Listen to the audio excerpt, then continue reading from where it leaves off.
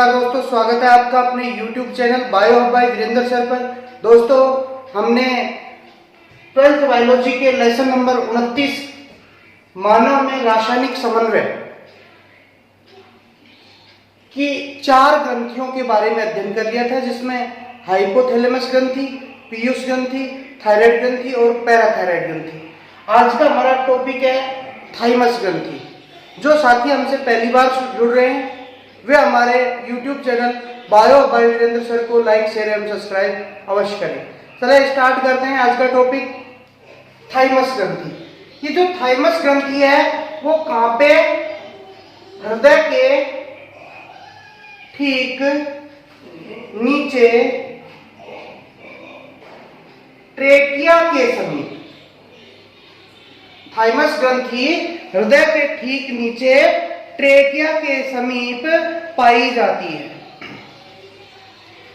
यौनारंभ के बाद, यौनारंभ या यौनावस्था के बाद थाइमस ग्रंथि का जो आकार है वो लगातार घटता रहता है।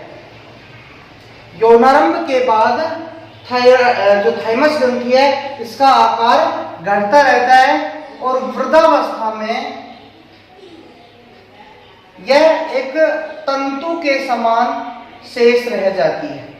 तंतु के समान शेष रह जाती है, तंतु के समान घटकर रह जाती है। इस ग्रंथि के द्वारा टी लिम्फोसाइट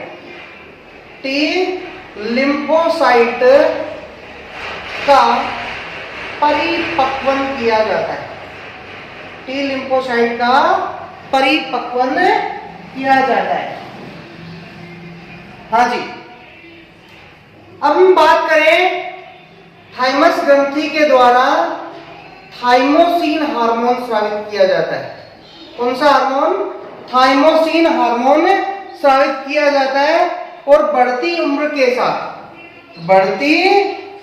के साथ जैसे वृद्धावस्था में घट रही है इसका साइज, बढ़ती उम्र के साथ में ये थाइमोसिन है इसका स्रावण बहुत कम हो जाता है, बहुत धीरे धीरे कम होता चला जाता है, अंत में बहुत कम हो जाता है या फिर श्रावण होना बंद हो जाता है, या इसका श्रावण होना बंद हो जाता है पूर्ण रूप से।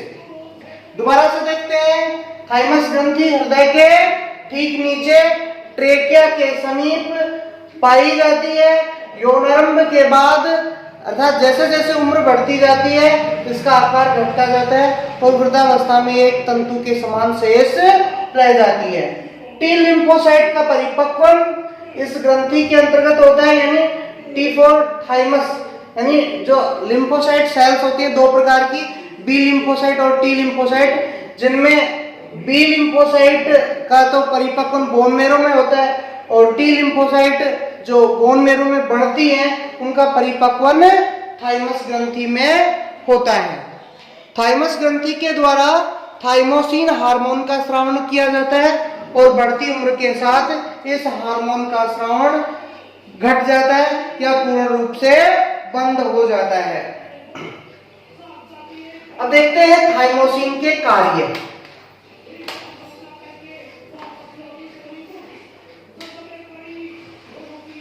थाइमोसिन के कार्य, हाँ जी, थाइमोसिन के क्या क्या कार्य हैं? यानी ये प्राणी के भीतर प्रतिरक्षा के लिए उत्तरदायी है। एक तो प्रतिरक्षा के लिए उत्तरदायी है क्योंकि यहाँ पे टी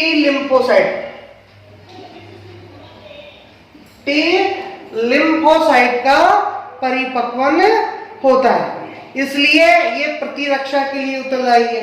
और दूसरा, जनन ग्रंथियों के परिपक्वन में भी ये हार्मोन सहायता करता है। जनन ग्रंथियों के परिपक्वन में यह हार्मोन है वो सहायक होता है। जनन ग्रंथियों के परिपक्वन में भी ये हार्मोन सहायता करता है। क्या क्या काम है?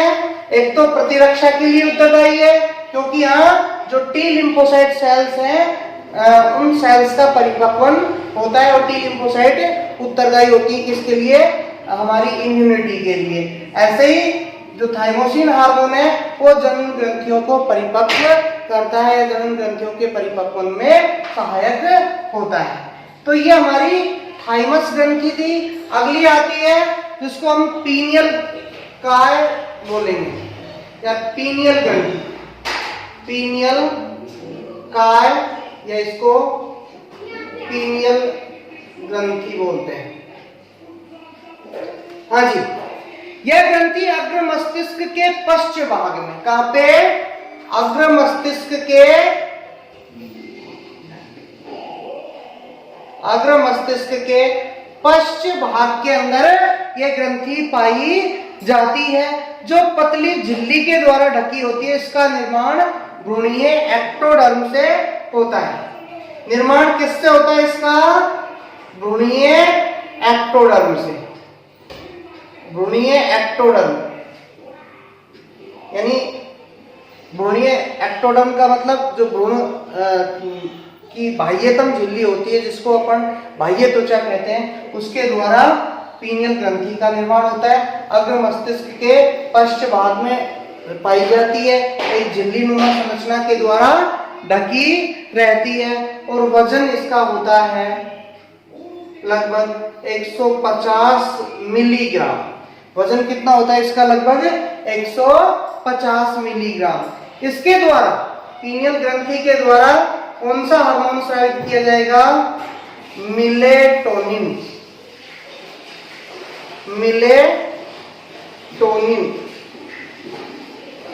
मिलेटोनिन हार्मोन का स्रावण किया जाता है। यह हार्मोन तेज प्रकाश में कम व अंध प्रकाश में अधिक स्रावित होता है। तेज प्रकाश में तो कम, तेज प्रकाश में तो ये हार्मोन कम स्रावित होता है, और मंद प्रकाश में ये हार्मोन है वो ज्यादा स्रावित होता है, अधिक स्रावित होता है। तो जहां पे यानी हम बात करें अंधे बच्चों की, तो अंधे बच्चों में मिलेटोनिन हार्मोन का अधिक स्रावण होगा। या फिर वे व्यक्ति जो अंधेरे में यानी अंधेरे युक्त वातावरण में रहते हैं, उनमें मिलेटोनिन अधिक स्रावित होता है। यानी ये हार्मोन तेज प्रकाश में कम और अंधकार में अधिक स्रावित होता है, इसलिए इसे लैंगिक जैविक घड़ी भी कहते हैं। पीनियल ग्रंथि को क्या कहा जाता है? लैंगिक जैविक घड़ी। जैविक घड़ी यानी sexual biological clock. Sexual biological clock कौन सी ग्रंथि है? पीनियल ग्रंथि। क्यों भाई?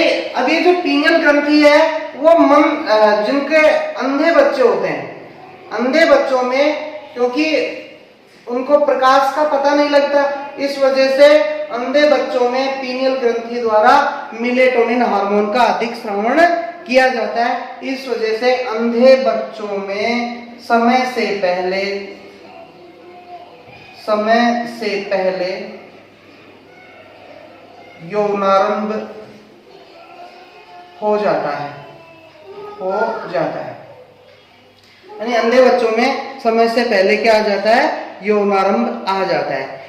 ये जो पीनियल ग्रंथि में दो प्रकार की कोशिकाएं पाई जाती हैं। पीनियल ग्रंथि में कितने प्रकार की कोशिकाएं पाई जाती हैं? दो प्रकार की, एक तो पीनियलोसाइट और एक न्यूरोग्लियल कोशिकाएं। दो प्रकार की कोशिकाएं हैं, पीनियलोसाइट और न्यूरोग्लियल कोशिकाएं। पीनियलोसाइट और न्यूरोग्लियल कोशिकाएं। अग्र मस्तिष्क के पश्चिम भाग में निर्माण वजन 150 ग्राम।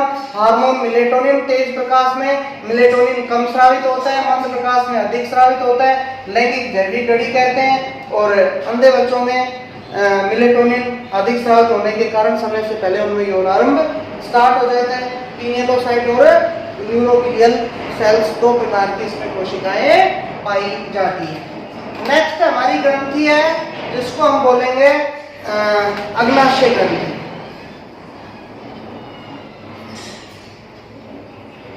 अग्नाशय ग्रंथि, हाँ जी, अग्नाशय ग्रंथि यानी यह मुख्य पाचक ग्रंथि है। मुख्य पाचक ग्रंथि है। तो दूसरी बात, ये ग्रंथि, इस ग्रंथि के द्वारा यानी बाह्य स्रावी और अंतःस्रावी दोनों का कार्य किया जाता है, इसलिए इसको मिश्रित ग्रंथि भी कहते हैं। इसके द्वारा बाह्य स्रावी व अंतःस्रावी दोनों कार्य होने के कारण इसे क्या कहते हैं? मिश्रित ग्रंथि भी कहते हैं। हाँ जी, यह यू आकार की व अमाशय के पीछे स्थित होती है। आकार इसका यू होता है और अमाशय के पीछे स्थित होती है। अमाशय के पीछे यह स्थित होती है, जो 15 सेंटीमीटर लंबी एवं 8.5 ग्राम भार वाली होती है।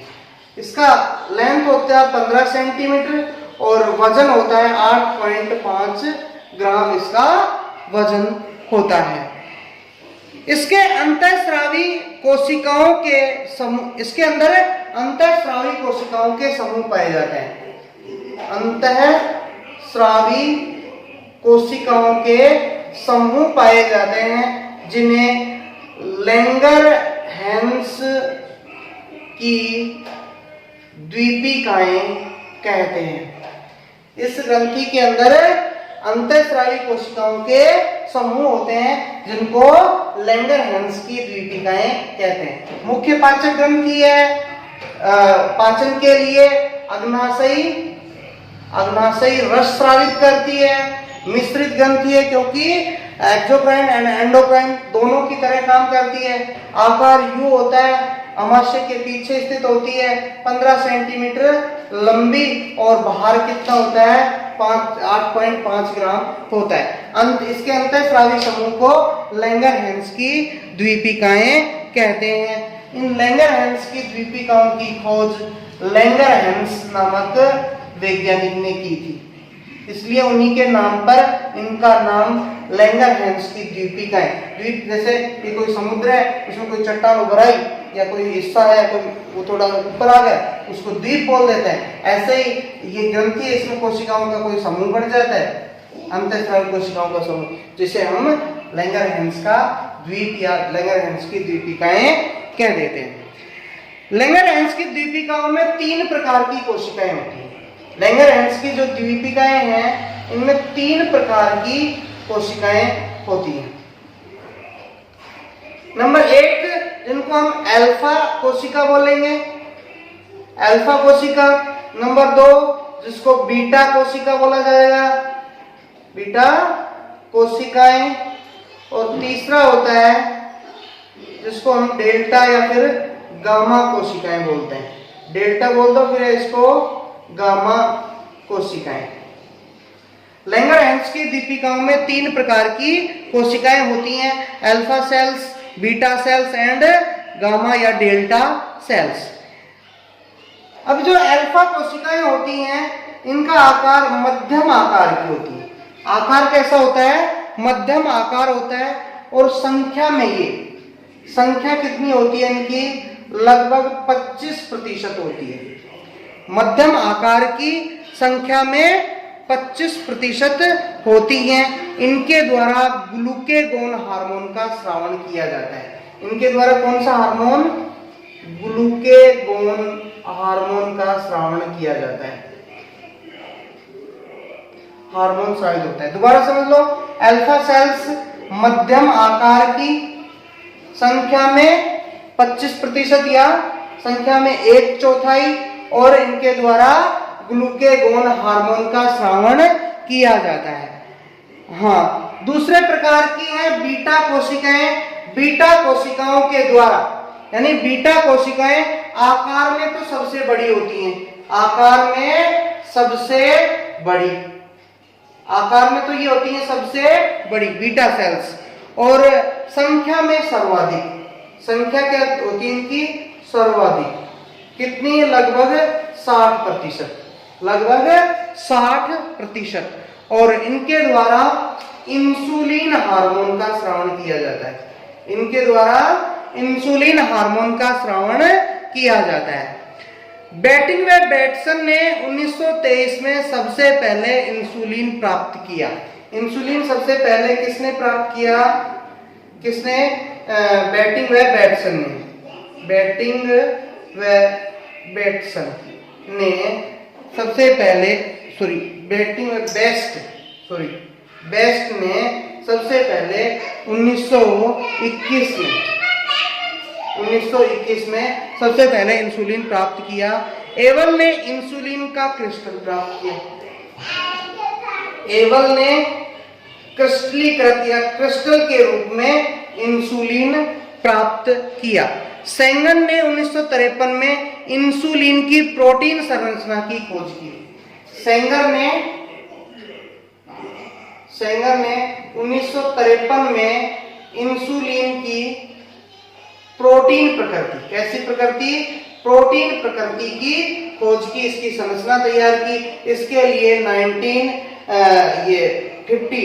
1958 में इनको नोबेल पुरस्कार मिला, सेंगर को नोबेल पुरस्कार दिया गया।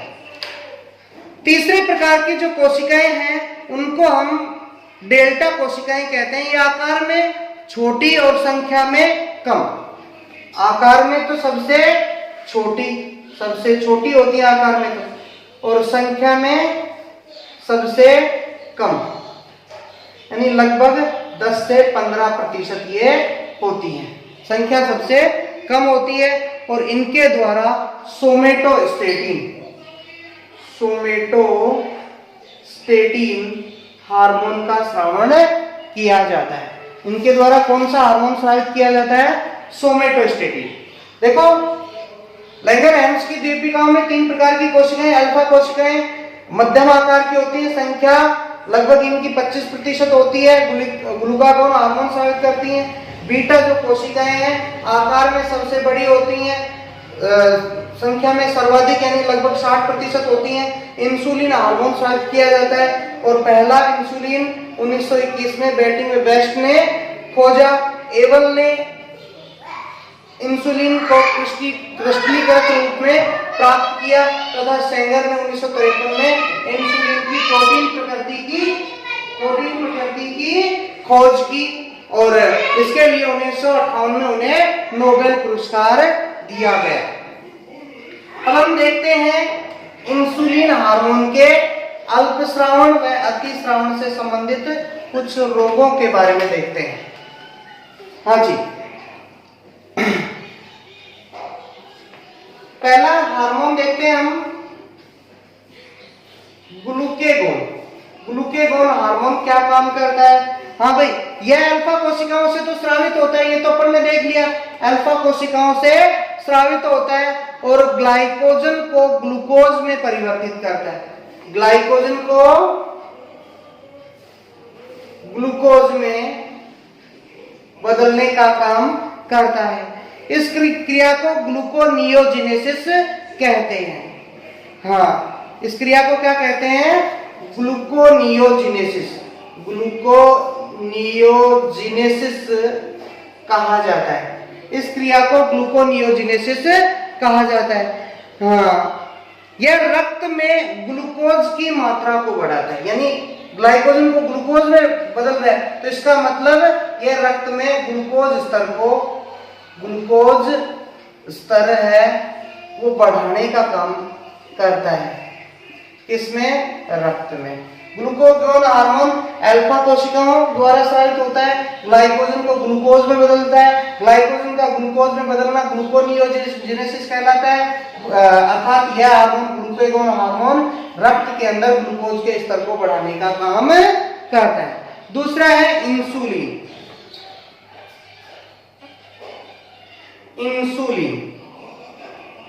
हाँ भाई, यह बीटा कोशिकाओं के द्वारा स्रावित होता है। जो अतिरिक्त ग्लूकोज को ग्लाइकोजन में बदलता है। किससे? बीटा कोशिकाओं से स्रावित होता है। अतिरिक्त रक्त में जो अतिरिक्त ग्लूकोज को वापस किसमें बदलता है? ग्लाइकोजन में बदलने का काम करता है। अतिरिक्त ग्लूकोज को ग्लाइकोजन में बदलने का काम किनके द्वारा किया जाता है? इंसुलिन हार्मोन के द्वारा किया जाता है। अर्थात यह रक्त में ग्लूकोज की मात्रा को सामान्य बनाए रखता है। यह रक्त में ग्लूकोज के स्तर को सामान्य बनाए रखता है, सामान्य बनाता है।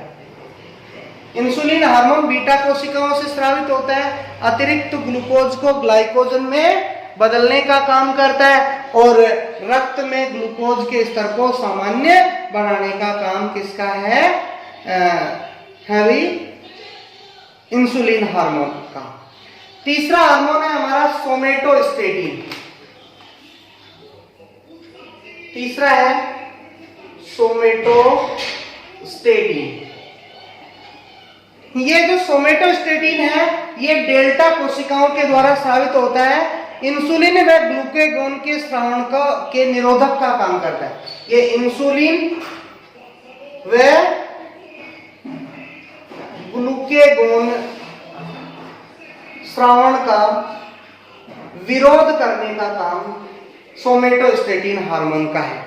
अर्थात ये मतलब इंसुलिन व ग्लूकेगोन के स्रावण को रोकता है। तो पचे हुए भोजन के स्वांगीकरण अवधि को बढ़ाता है। पचित भोजन की स्वांगीकरण अवधि को बढ़ाने का काम सोमेटोस्टेटिन का है। अब देखेंगे अपन कि इंसुलिन के अल्प स्रावण संबंधी रोग। इंसुलिन के अल्प स्रावण से, इंसुलिन के अल्प स्रावण से कौन कौन से रोग होते हैं? पहला है नंबर 1 जिसको बहुमूत्रता कहते हैं। बहुमूत्रता यानी जब मूत्र में जल का आयतन बढ़ जाता है तो बार बार मूत्र जाना पड़ता है, इसको बहुमूत्रता कहते हैं। जल के यानी अतिरिक्त जल का अवशोषण है वो नहीं हो पाता है। दूसरा है जिसको मधुमेह कहते हैं। कौन सा रोग कहते हैं? डायबिटीज या मधुमेह। यानी इंसुलिन के अल्प स्रावण से रक्त में ग्लूकोज की मात्रा बढ़ जाती है। रक्त में क्या हो जाता है? ग्लूकोज बढ़ जाता है। किसके अल्प स्रावण से?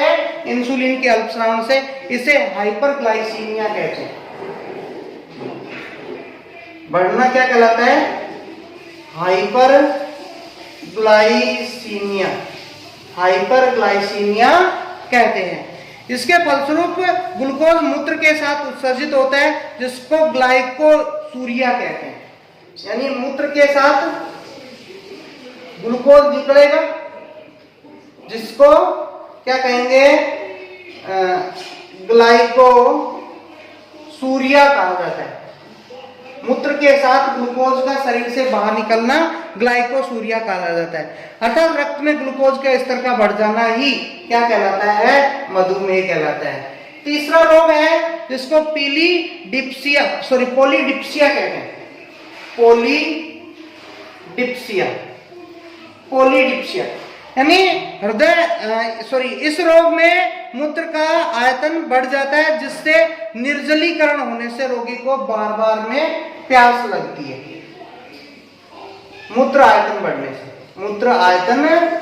बढ़ने से क्या हो जाएगा? निर्जलीकरण हो जाता है। बार बार मूत्र का आयतन बढ़ जाएगा। मूत्र का आयतन बढ़ेगा तो शरीर में किसकी? पानी की कमी हो जाती है और रोगी को बार बार में प्यास लगती है। हाँ, अगला है कीटोसिस यानी वसा के अपूर्ण अपघटन से शरीर में एसीटोन की मात्रा का बढ़ना। कीटोसिस में क्या होता है? वसा का अपूर्ण अपघटन होता है। वसा का अपूर्ण अपघटन होता है और अपूर्ण अपघटन के कारण शरीर के अंदर एसीटोन बढ़ जाता है। शरीर में एसीटोन का बढ़ना क्या कहलाता है? कीटोसिस कहलाता है। इससे रोगी लंबे समय तक कोमा में चला जाता है। कीटोसिस होने से व्यक्ति लंबे समय तक कोमा में चला जाता है, क्योंकि वसा का पुनःअपघटन होगा, शरीर में एसीटोन की मात्रा बढ़ जाएगी और व्यक्ति लंबे समय तक कोमा में चला जाता है। अब इंसुलिन के अतिस्रावण संबंधी रोग, यानी अतिस्रावण से क्या होता है? इंसुलिन के अतिस्रावण से देखिए तो इंसुलिन के अतिस्रावण से रक्त में ग्लूकोज स्तर धीरे धीरे कम हो जाता है, यानी रक्त में ग्लूकोज का स्तर है वो क्या हो जाता है? कम हो जाता है। इंसुलिन के अतिस्रावण से रक्त में ग्लूकोज का स्तर घट जाता है। इस अवस्था को हाइपोग्लाइसीमिया कहते हैं। क्या कहेंगे? बढ़ना तो हाइपर और घटना हाइपोग्लाइसीमिया, ग्लाइसीमिया कहलाता है, हाइपरग्लाइसीमिया कहलाता है। यानी हाइपरग्लाइसीमिया किसे कहेंगे? रक्त में ग्लूकोज के स्तर का घटना हाइपोग्लाइसीमिया कहलाता है। हाँ, ऐसी स्थिति में रक्त में ग्लूकोज कम होने से रोगी को क्या होती है? थकावट होती है। ग्लूकोज कम है, ग्लूकोज कम होने के कारण रोगी को क्या होगी? थकावट होगी। थकावट अर्थात पूर्ण रूप से एनर्जी नहीं मिल पाती है, महसूस होती है। देखने की शक्ति कम हो जाती है, देखने की शक्ति कम हो जाती है। इसके अलावा शरीर में ऐंठन, मांसपेशियों में दर्द जैसी स्थिति उत्पन्न हो जाती है। इंसुलिन के अतिस्रावण से, यानी इंसुलिन के अतिस्रावण के कारण रक्त में ग्लूकोज का स्तर घट जाता है। रक्त में ग्लूकोज के स्तर का घटना हाइपोग्लाइसीमिया कहलाता है। ऐसी स्थिति में रोगी को थकावट महसूस होती है, देखने की शक्ति कम हो जाती है, शरीर में ऐंठन, मांसपेशियों में दर्द जैसे लक्षण उत्पन्न होते हैं। आज के वीडियो में इतना ही। इस पाठ के आगे के टॉपिक हेतु हमारा नेक्स्ट वीडियो देखें। धन्यवाद।